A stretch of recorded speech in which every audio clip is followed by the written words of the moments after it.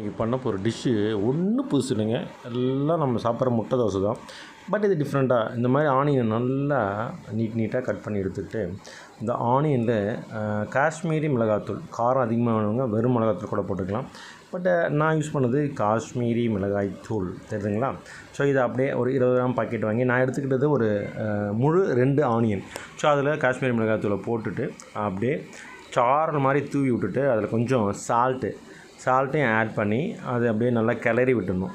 இது மட்டும் பத்தாதுங்க, ஒரே ஒரு மூடி நம்ம யூஸ் பண்ணுற அந்த 5 லிட்டர் கேன் மூடியில் ஊற்றினேன். நீங்கள் வந்து ஒரு 2 ஸ்பூன் விட்டால் கூட போதும்.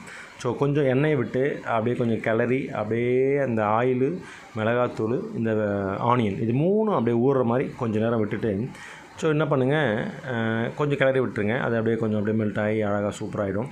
ஸோ அதுக்கப்புறம் ஒரு முட்டை, ஒரு முட்டை ஆக்சுவலி இந்த 2 ஆனியனில் வந்து 2 முட்டை தோசை இல்லை 3 முட்டை தோசை வரைக்கும் நம்ம போடலாம், எவ்வளோ ஆனியன் யூஸ் பண்ணுறன்றதை பொறுத்து. ஸோ என்ன பண்ணுங்கள், ஒரு முட்டை எடுத்து அதில் லைட்டாக சால்ட்டு போட்டு அப்படியே கலக்கி வச்சுக்கோங்க. அதுக்கப்புறம் வந்து ஒரு கரண்டி தோசை மாவு எடுத்து தோசைக்கல்ல அப்படியே ஊற்றிட்டு அதில் என்ன பண்ணுவோம், நம்ம கலக்கி வச்ச இந்த ஆம்லேட் இருக்கு இல்லையா, இது ஊற்றின பிறகு தான் ஆம்லேட்டு, அதுக்கு முன்னாடி முட்டை.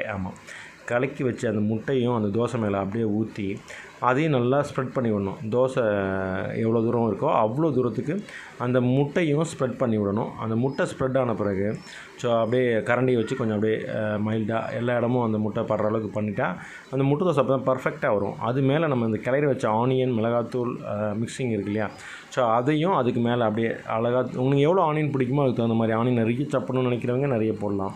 இல்லை ஆனியன் கொஞ்சமாக சாப்பிட்றாங்கன்னு நினைக்கிறவங்க கொஞ்சமாக போட்டு ஸோ அதை அப்படியே மைல்டு, ஆக்சுவலி ரொம்ப ஹீட்டில் வச்சிங்கன்னா கருகிரும். அதனால்ட்டு மைல்டு ஹீட்டில் வச்சு கொஞ்சம் எப்பயுமே மைல்டு ஹீட்டில் குக் பண்ணுறது உடம்புக்கு நல்லது.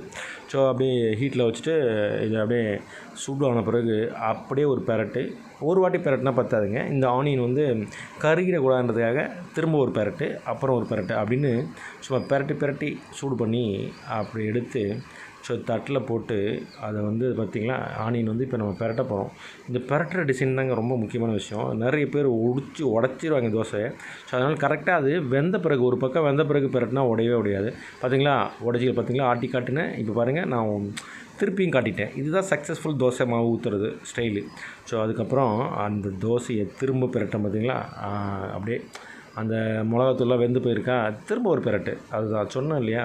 ஸோ அப்படியே இதை வந்து அந்த எல்லாம் ஃபுல்லாக வேகிற வரைக்கும் வச்சுட்டு அப்படியே கட் பண்ணிவிட்டு, சூடாக இருக்கும்போதே கட் பண்ணால் நல்லாயிருக்கும். கட் பண்ணிவிட்டு ஸோ இந்த பக்கம் ஒரு கட்டு, அந்த பக்கம் ஒரு கட்டு, ஒரு ஸ்டார் கட்டை அப்படின்னு சொல்லுவாங்க இல்லையா.